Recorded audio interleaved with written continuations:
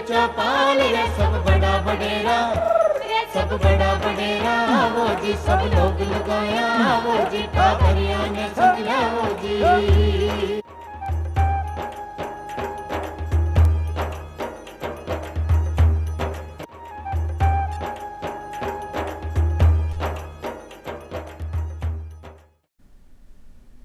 चौपाल देखने वाला सबला दर्शका ने राम राम सा भाई। आज की चौपाल में आपा चर्चा करांगा अपनी सरसों की फसल में कीट रोग और पाला प्रबंधन का बारे में। आपने सबने पता है कि अपना जो राजस्थान प्रदेश है देश की कुल सरसों उत्पादन को 50% तक को उत्पादन करे हैं। अपना भरतपुर में, अलवर में, जयपुर में, सीकर में, सवाई माधोपुर में, गंगानगर में, झुंझुनू में अपनी सरसों की फसल को उत्पादन हुए और इनमें सबसे अग्रणी जिलों है वो है अपनो भरतपुर। अब अपना किसान भाई सोचे हैं कि भाई सर्दी को समय आ गया है और इस समय बहुत ज़्यादा आपने कोहरो है, पालो भी पड़ सके है, तो अपनी फसल ने आपा किया बचा रखा, कीटनाशक को भी अपना प्रयोग करा, लेकिन फसल की गुणवत्ता पर इको प्रभाव पड़ सके। आपा सब चाहवा तो हाँ कि आपनी उपज बढ़े और गुणवत्ता भी बढ़े और उत्पादन अच्छा हो, लेकिन ई में बीच में जो आपने आड़े आ जावे है वो आवे है कीट, यानी रोग अगर अपनी फसल में लग जाए तो अपनी फसल खराब हो सके है। उत्पादन में 50 से 100% तक की कमी भी हो सके है। इसलिए ही आज की खासी चौपाल लेकर आए हैं कि आप सरसों की फसल को प्रबंधन किया करा, जिससे कि आप कीट रोग और पाला की समस्या से निजात पा सका। बीकेले में आमंत्रित किया है आज की चौपाल में डॉक्टर प्रभु दयाल मीणा साहब ने, जो कि प्रधान वैज्ञानिक हैं भारतीय सरसों अनुसंधान संस्थान माय सेवत भरतपुर से। डॉक्टर साहब थाको बहुत बहुत स्वागत है। नमस्कार। बी के साथ ही मैं आमंत्रित किया है वरिष्ठ वैज्ञानिक भारतीय सरसों अनुसंधान संस्थान से डॉक्टर ललित कृष्ण मीणा साहब ने। डॉक्टर साहब थाको भी बहुत बहुत स्वागत है। जैसा कि आज आप बात कर रहे हैं कि सरसों की फसल में कीट प्रबंधन आपने करना है और पाला प्रबंधन आपा करा, तो सबसे शुरुआती जो है इस समय अपनी फसल की बुआई हो चुकी है और थोड़ा टाइम भी आ गया, छोटा छोटा फूल भी आ गया है, तो ऐसे समय में विशेषकर कौन सा रोग लगने की संभावना है? देखो पूजा जी, सरसों में अलग अलग जो पौधे की अवस्था है, अलग अलग बीमारियां सरसों में लगती है जी। जैसे पौधे की शुरुआती अवस्था में मृदुरो मिलास्ता आता है, 8-10 दिन में ही ये रोग आ सकता है, लेकिन जो बड़ी अवस्था है उसमें भी ये लगता है। उसके बाद में जब 35 से 40 दिन की फसल हो जाती है तब सफ़ेद रतवा रोग आने का रहता है। उसके बाद में जब 45-50 दिन की फसल हो जाती है तो काला धब्बा रोग इसमें लगता है जी। जब आपकी 60-70 दिन की फसल हो जाती है तो उस अवस्था में आपके तना गलन रोग सरसों की फसल में आता है। जब फसल पकने की होती है और 90-100 दिन की जब हो जाती है उस समय इसमें जो चूर्णी लास्ता रोग है वो प्रमुख रूप से आता है। तो इस तरह से ये कुल मिला के जो 4-5 बीमारियां हैं वो फफूंद से फैलने वाली बीमारियां हैं जो फसल को नुकसान पहुंचाती है, नुकसान पहुंचा सके। जी। तो इसके अलावा सरसों को जो नुकसान पहुंचाते हैं उनमें कीट भी है, जिसमें मुख्य रूप से चेपा, जिसको माहू भी हम कहते हैं, तो चेपा से भी फसल को काफ़ी नुकसान पहुंचता है। लेकिन सब कुछ निर्भर करता है आपके वातावरण पे। जब कोई भी फफूंद या कोई भी कीट के अनुकूल वातावरण होता है उस समय उसका प्रकोप अधिक बढ़ जाता है। जी, जैसे अभी दिसंबर के आखिरी सप्ताह और जनवरी के प्रथम सप्ताह में हर वर्ष हम देखें तो हल्की माहौट इसमें होती है, और जो ही आपके माहौट होती है तो खेत में भी नमी अधिक हो जाती है, और खेत में नमी हो जाती है और वातावरण अगर सूखा और नम रहता है तो बीमारियां अधिक फैलने के संभावना रहती है। अब हमने देखा अभी 26-27 दिसंबर में ही माउट की संभावना माउट हुई है, और अब हम अगर जो आगे देखें तो 10-12 जनवरी पे भी माउट होने की संभावनाएं हैं। अच्छा। तो हमें मौसम की जानकारी समय समय पे मिलती है, उस पर विशेष ध्यान रखें जिससे कि हम जो इसमें कीट और बीमारी हैं उनके प्रति सचेत रह सकें।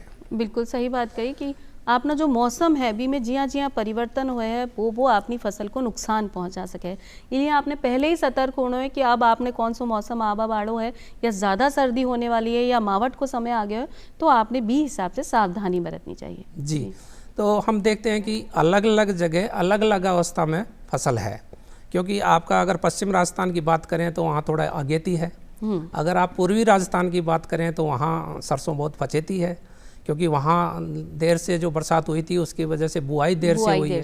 तो अलग अलग अवस्था में इस समय फसल है। तो सबसे पहले हम बात करते हैं सफ़ेद रतुआ रोग की। जी, आप रोगा की बात भी करांगा तो आपने बताया कि कौन कौन सा चरण में कौन कौन सी परेशानी अपनी फसल में आ सके है। जी हाँ, कि अभी आपने बात करी कि थोड़े समय बाद आपने मावट भी आ सके है। तो जो ओस होवे है, कोरो होवे है, पालो होवे है, इमें आपा अंतर किया करा, किया समझा कि भाई ओस किया आपा समझ सका, कोहरो किया और पालो किया, और इको प्रभाव अपनी फसल पर किया प्रभे। पूजा जी, हम सब जानते हैं कि सर्दियों के मौसम में जब सूर्य के तेज तापमान के कारण पौधों पे मौजूद जल वाष्प बन के हवा में उड़ जाता है, और यही जल जब रात्रि के समय संघनन क्रिया द्वारा जल ओस की बूंदों में परिवर्तित हो जाता है, तो इसे हम ओस कहते हैं। और ओस गिरने से सभी पौधों पर पानी की बूंदें छोटी छोटी हमें देखने को मिलती है। और ओस जो रोएदार पौधे होते हैं उनमें सबसे ज़्यादा ओस आती है। ओस जब ये जल ज़्यादा अधिक ठंडा होता है तो ये वायु में उपस्थित कणों के ऊपर एक मोटी सी परत बनाता है, जिससे कि वातावरण में दृश्यता कम हो जाती है, और उसे ही हम कोहरा कहते हैं। और कोहरा का पौधों पर अप्रत्यक्ष रूप से प्रभाव पड़ता है। कोहरे के बाद में जैसे कि अगर ज़्यादा ठंडी हो गई है, जो तापमान में ज़्यादा गिरावट आ गई है, तब जो द्रव्य है वो ठोस में परिवर्तित हो जाता है, यानी कि बर्फ में। और इस द्रव्य अवस्था से ठोस अवस्था में परिवर्तित होने को ही हम पाला गिरना कहते हैं। तो इन्हें आप संभाल के रख सकते हैं। जी हाँ, कि ओस की परेशानी है तो आमतौर पर हो ही सके है, और कोहरो जो आजकल के सर्दी को समय है तो धुंध आपने सुबह सुबह चाही रहे हुए है, तो इसे भी अपनी फसल ने नुकसान हो सके। अगर पाला की स्थिति आ गई तो मान लो कि अपनी फसल नष्ट ही हो जावे है, क्योंकि फसल गल जावे है तो भी में फूल भी लगेड़ा है वो भी झड़ जावेगा या फिर गल जावेगा। तो ई के लिए आपने प्रबंधन करके रखना चाहिए। जी कि अभी एक बीमारी बताई कि सफ़ेद रतुआ की बीमारी आ समय में होवे है, जी कि अपनी आधी फसल तैयार है। तो आपसे जानना चाहा डॉक्टर साहब कि सफ़ेद रतुआ की जो परेशानी है भी का लक्षण क्या है, कि शुरुआती दौर में भी अगर आप पहचान लिया तो वह परेशानी से बच सका। देखो पूजा जी, हमें सफ़ेद रतुआ पर चर्चा करने से पहले मैं किसान भाइयों को और जानकारी देना चाहता हूँ, क्योंकि सरसों पे बहुत सारी नई नई समस्याएं आ रही हैं। इस बार हमने देखा कि सरसों पे वायरस का भी प्रभाव देखा गया है शुरू की अवस्था में। और दूसरा, जो पानी लगाता है किसान, पहला पानी जब लगाता है 35-40 दिन की अवस्था में, उस समय भी इस समय कॉलर रोट एक बीमारी, नए फंगस जो उसको स्क्लोशियम रोल्फसाई फंगस है, जिसको किसान पहचान नहीं पाते, और ये रोग अब धीरे धीरे बढ़ रहे हैं।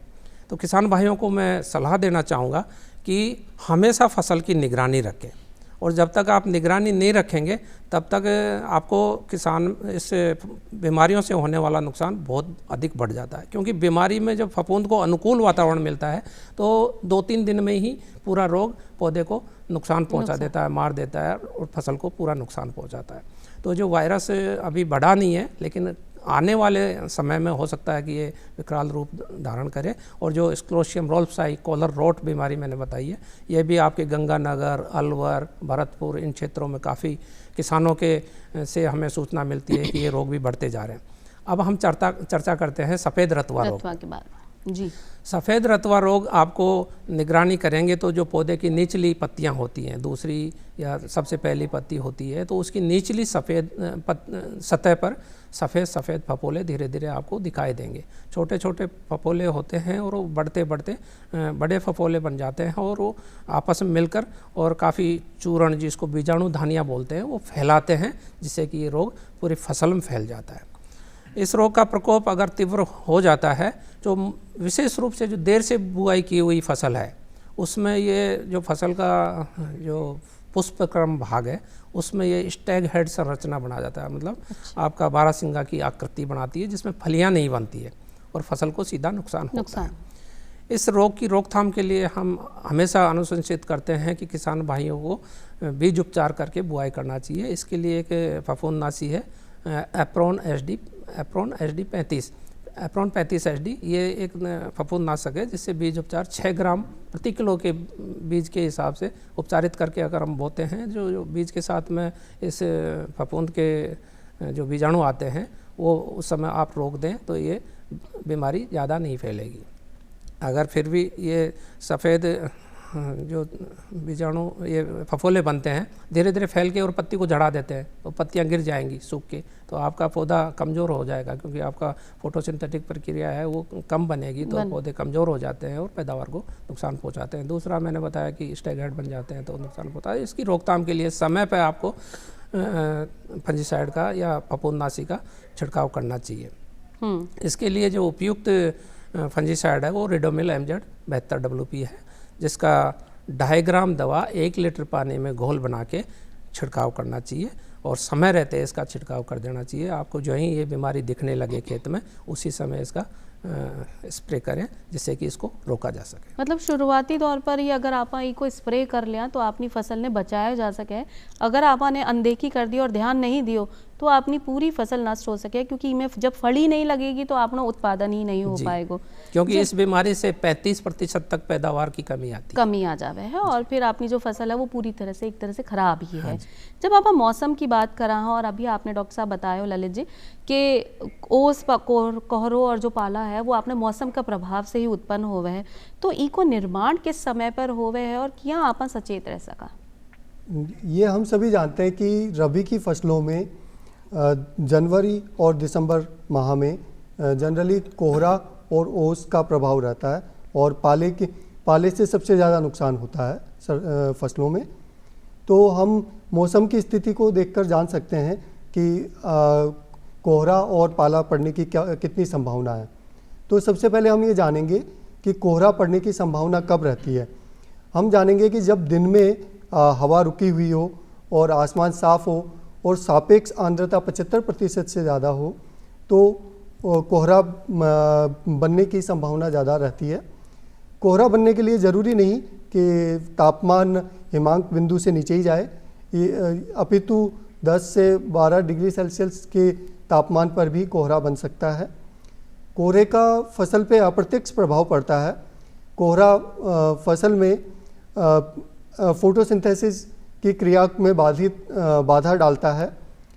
फोटोसिंथेसिस के लिए पौधे को एक तापमान और प्रकाश की ज़रूरत रहती है, तो कोहरा पड़ने से पौधे को उचित तापमान और प्रकाश नहीं मिल पाता, जिससे कि उसकी ग्रोथ और उसका डेवलपमेंट सही नहीं हो पाता है। हम जानेंगे कि पाला पड़ने की संभावना कब रहती है।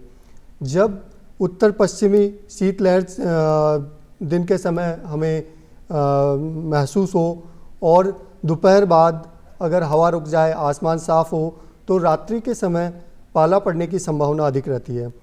पाला अधिकतर रात्रि के तीसरे या चौथे पहर में पड़ता है। पाले से सरसों को या बाकी फसलों को सबसे अधिक नुकसान होता है।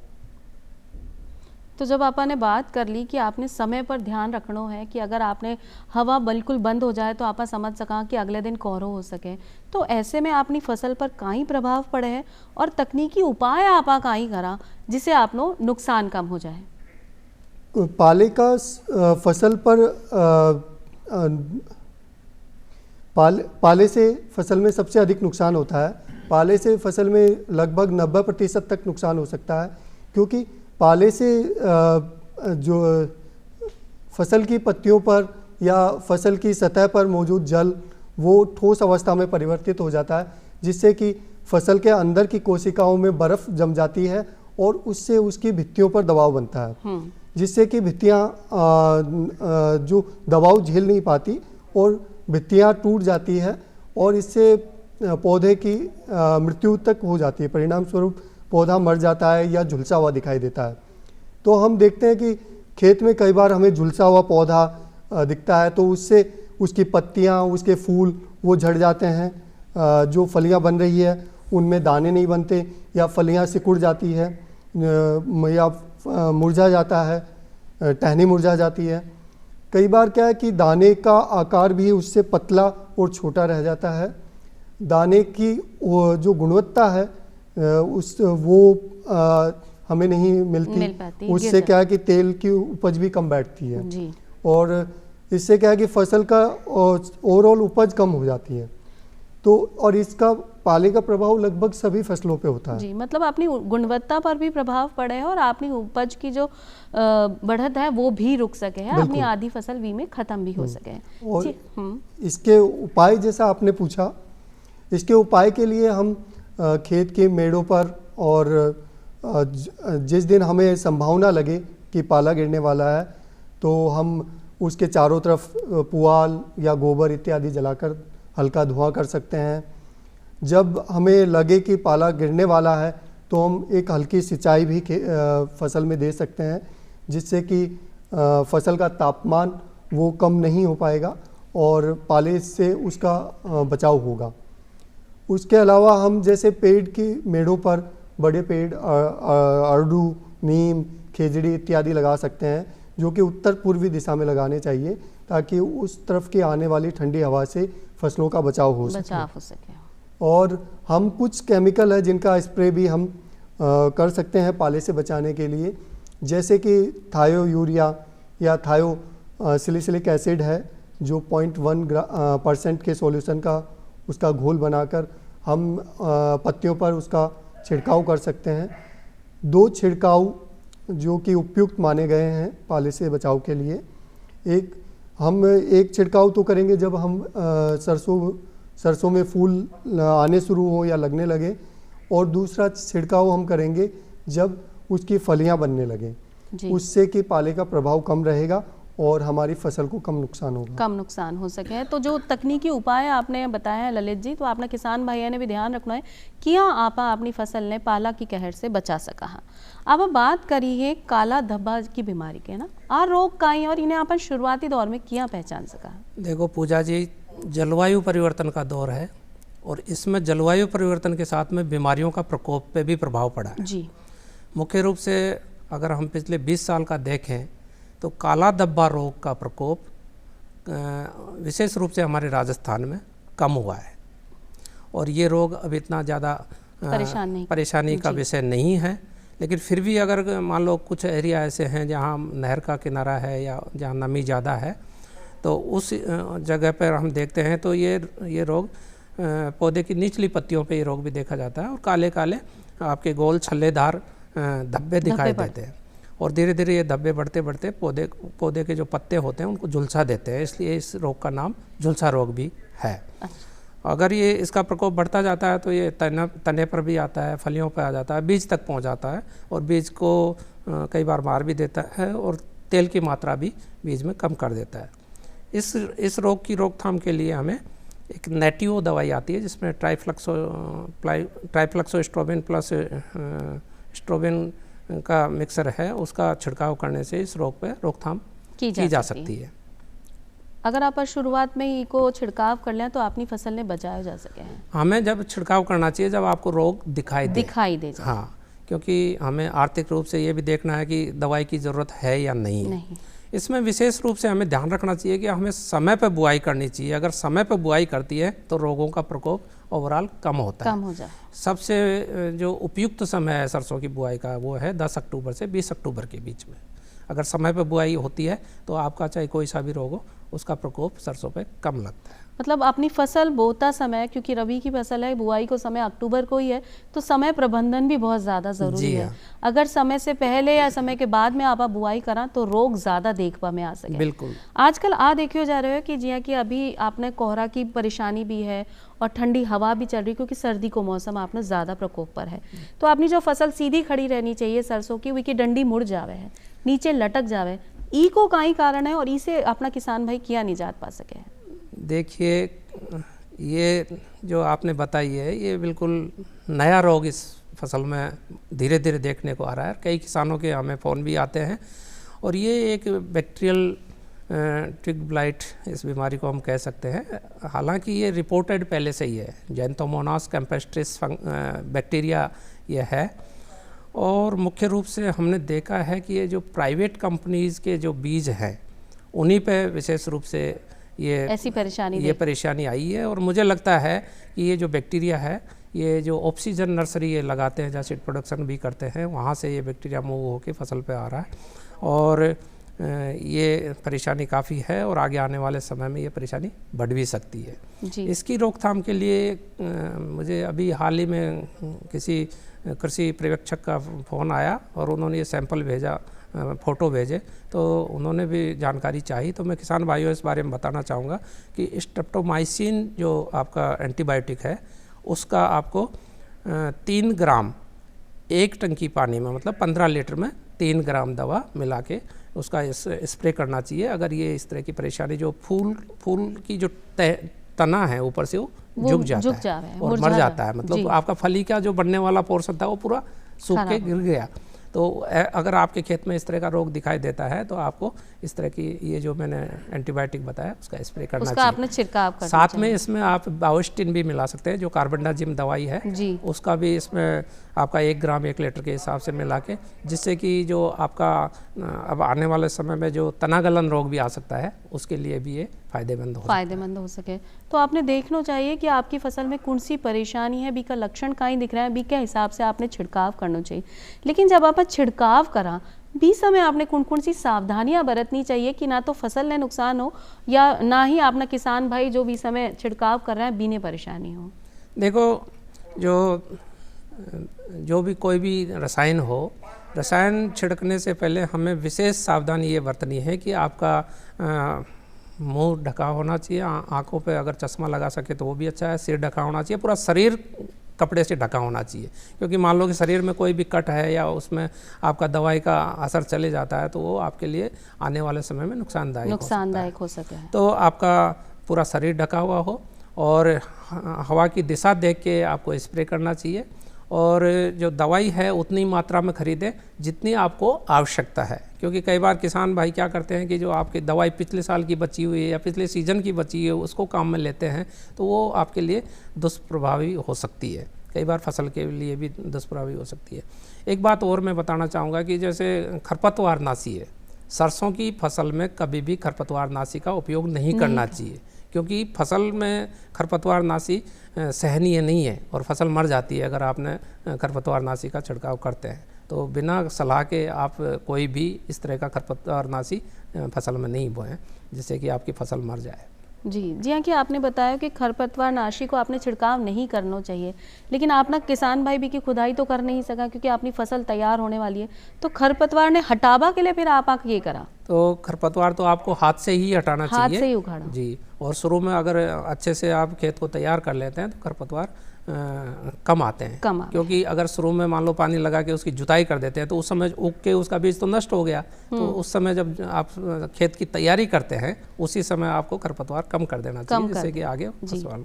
प्रभुदयाल जी, आप देखिए जाए कि फसल में बहुत सारा रोग हो गए हैं, बहुत सारा कीड़ा भी लग जाए, तो कहीं कोई ऐसी फसल आपनी तैयार हो रही है जिसमें रोग प्रतिरोधक क्षमता बढ़ी रहे और फसल में कभी कोई रोग ही नहीं हो, कीड़ा ही नहीं हो, क्योंकि आप ना वैज्ञानिकी पे बहुत काम कर रहे हैं? जी देखो, हमारे संस्थान में हाल ही में जो सफ़ेद रतुआ रोग है उसके प्रतिरोधी किस्में तैयार की हैं जी, और आने वाले समय में हम उम्मीद करते हैं कि जितनी भी किस्में आएंगी वो रोग सफ़ेद रतुआ रोग से रोग प्रतिरोधी होंगे।